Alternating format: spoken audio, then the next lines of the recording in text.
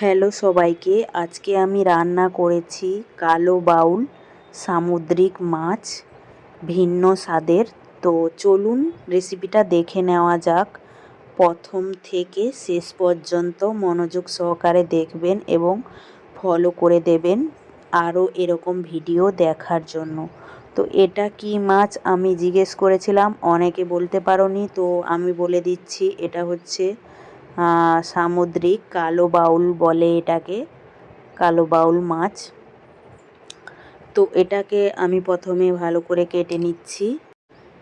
এই যে দেখো আমি কেটে নিচ্ছি। তারপর মাছ কাটতে কিন্তু খেতে কিন্তু বেশি দেরি হয় না, কিন্তু কাটতে অনেক টাইম লাগে, কাটতে, রান্না করতে, ধুতে।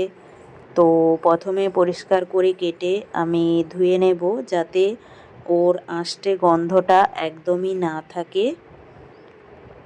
তো পুরো ভিডিওটা দেখতে থাকো, তোমাদের খুবই ভালো লাগবে।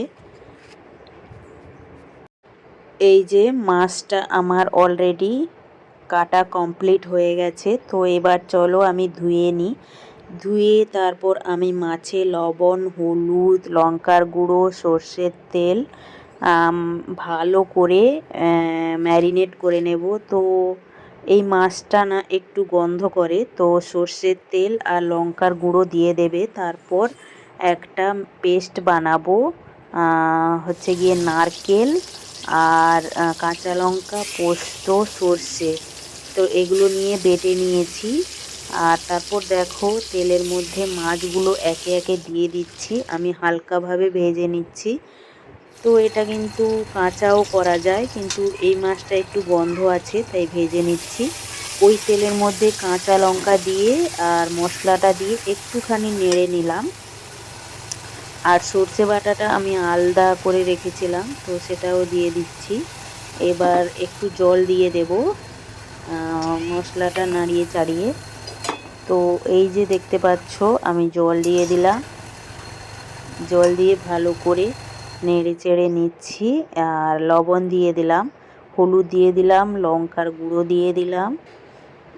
এবার আমি মাছ ভাজাগুলো একে একে দিয়ে দেব। তো দেখো মাছ ভাজাগুলো এবার দিয়ে দেব। ফুটটা চলে এলেই, তো ফুটটা আমার চলে এসছে।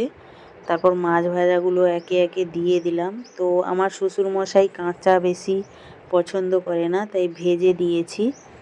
এবার দেখো ঢাকনাটা খুলতেই দেখো কত সুন্দর দেখাচ্ছে। আর তারপর কাঁচা লঙ্কা দিয়ে দিলাম। তো কেমন লাগলো তো ভিডিওটা কমেন্ট